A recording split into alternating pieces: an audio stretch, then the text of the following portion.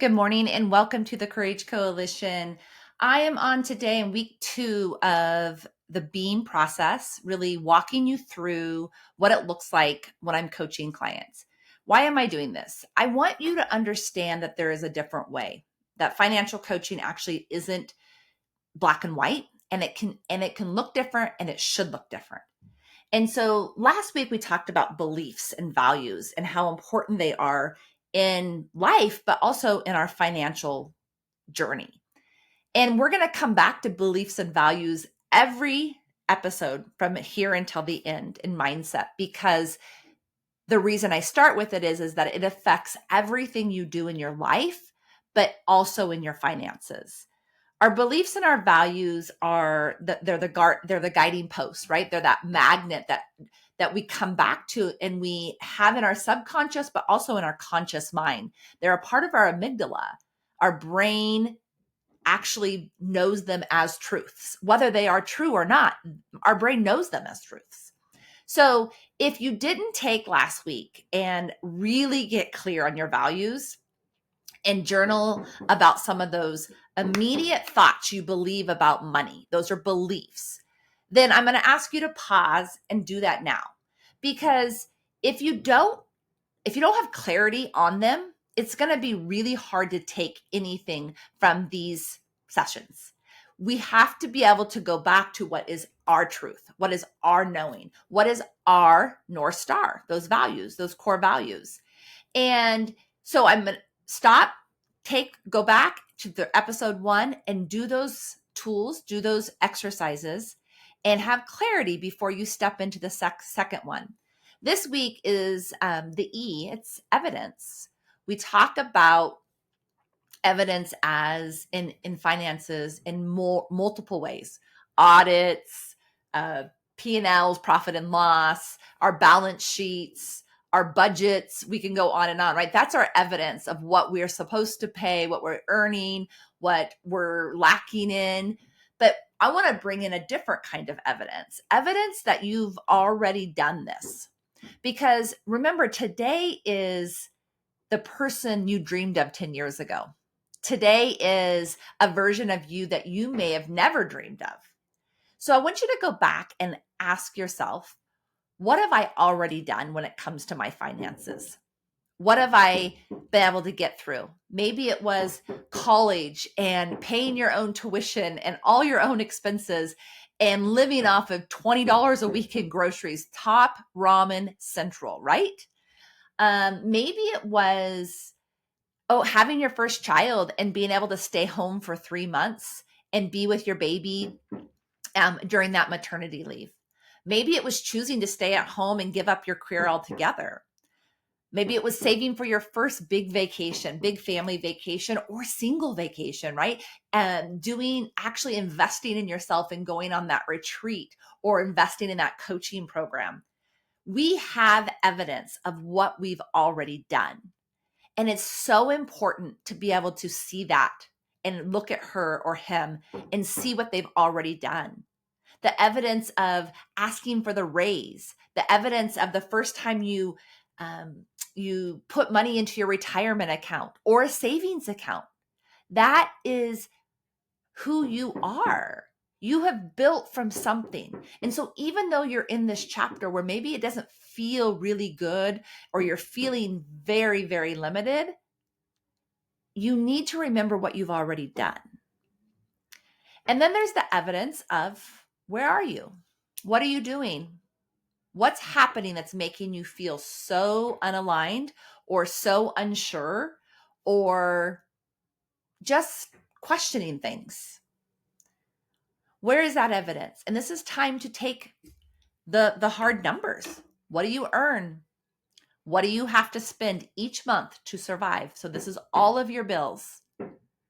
And hopefully your savings, because anyone that works with me knows that I am a profit first module. I am not a profit first book. So I kind of take perspectives of them and work them into life, because profit first, paying yourself first, is a part of those core values. And that can be in business and in personal finances. It's so important to understand that how you do one is typically how you do the other. So if you're not aligned in your personal finances, there's probably stuff off in your business finances. So many of my first financial coaching clients were from my bookkeeping business. They had been working with me in bookkeeping, and I had asked them things or questioned them on things, and they realized that they needed to bring in the personal side of it. So don't believe that business is separated from personal, because you're a human. And if you're a business owner, an entrepreneur, your humanness comes into your business, which is a beautiful thing. But part of that humanness is finances. So collect the evidence, get down to the black and white. What do I earn? What do I spend? And what am I saving? Or am I saving? And maybe that's your why, that you know you want to start saving. But we can't change anything until we have that evidence. Go back to what you're earning. It goes back to those beliefs that I have to earn money a certain way. It has to look a certain way. You know what? Side hustles are powerful ways to give ourselves an opportunity to change our minds, you guys. You might already be doing a side hustle and just not earning any money from it. So the question is how could you? If you need to earn more to pay down debt or to add to your savings so that you are living in those values, you're working towards that why, get creative, be courageous. Be curious. Ask yourself, how can I earn money differently? Maybe you keep your 9 to 5 because right now that's what you need to do. But how can you earn money outside of that? For Chad and I, that's one of the only ways we started traveling was a side hustle. Me starting with one bookkeeping client and building our vacation fund so that we could travel, because it was something we both wanted to do, but we wanted to give that gift to our children. We wanted them to see there's something outside of where you live. We wanted them to see there's something outside of what you can imagine. We wanted them to do things that felt a little scary or not sure of as they built their courage gene. So it was really important to us. And what started as traveling once a year became traveling twice a year. It enabled us to have time alone by ourselves, which is something is a part of my value system, right? Like family, but Chad and me, our marriage is the foundation of our family. And so we have to build up our marriage and continually work at making it as strong as possible. So there's opportunity to change it in how we earn it also. And you can say, I don't have time. How can I do that with all of this? What I will say is if it's part of your core values, you will find the time. I'm not going to say it's an easy season. I'm not going to say it's a relaxing season. But if it's a part of what you believe and what you truly want, your why, you'll figure it out. I believe in you. So you've collected your evidence. You understand how much is going out, how much is coming in. You've asked yourself, if I need to bring more in, how can I do that? And then you're getting clear on what are those values? How am I spending money in a way that aligns with me? That's a behavior, remember? So if your core value is adventure, what does it mean to be adventurous? Is that travel? Is that hiking? Is that maybe it's parasailing or taking flight lessons? Then you should have a savings account that says flight lessons. And you should be saving towards it every year. I'm sorry, every month. That's a part of living in our values when it comes to our finances. If one of your values is health, okay, what does it mean to live a healthy lifestyle to you? Is that your gym membership? Is that supplements?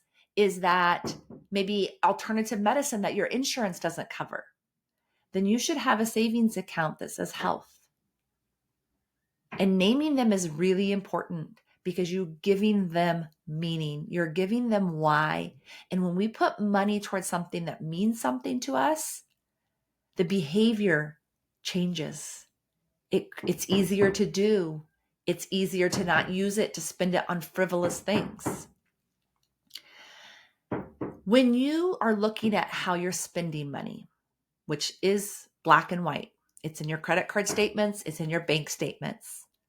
I want you to find 3 things that you continually spend money on every single month. And ask yourself, does this align with who I am? Does this align with my values, my why, my dreams, my goals? Because if the answer is yes, awesome. I am so proud of you and so excited. But more times than not, the answer is no. I am so tired of spending money this way. I'm so appalled at seeing how much money I spend in this way. And it's time to start the hard work, the behavior changes. And ask yourself, okay, so let's say it's coffee. Coffee is one of those ones that people just do not realize, or eating out, right? It's going to take some change, and change is hard to change the behavior. So you're going to have to ask yourself, okay, I really love stopping and getting coffee, but I can drink coffee from home too. And so maybe you just say once a week, because it's not about never. It's about what is it worth to you? Maybe 1 cup of coffee a week, which is $20 a month versus $80 a month at 5 cups a week, $100 a month. Sorry, didn't do my math there. That's a $80 savings. And that $80 savings could go into your adventure fund or your debt. Eating out, I'm always shocked at how surprised, and I'm saddened by how surprised people are when they realize how much they're spending eating out. Is it really worth that for you? Because if health is one of your goals, eating out actually is not living in your values, because eating out is not healthy. There are very few restaurants available to us that actually serve truly healthy food. So what is it worth? Is it worth packing your lunch? Is it worth spending some time on the weekend to meal prep so that you're prepared for the week and you don't have to think about it every single day? Is it worth meal planning and planning out dinners ahead of time so you guys don't stop at the fast food, which is no cheaper than the sit down restaurant, and get dinner on the way home from football practice? There's so many opportunities, but we have to have clarity first. And that's where collecting your evidence is the most important step, I feel. Because if we don't know, how do we change anything? If we don't know, what is the why for changing it?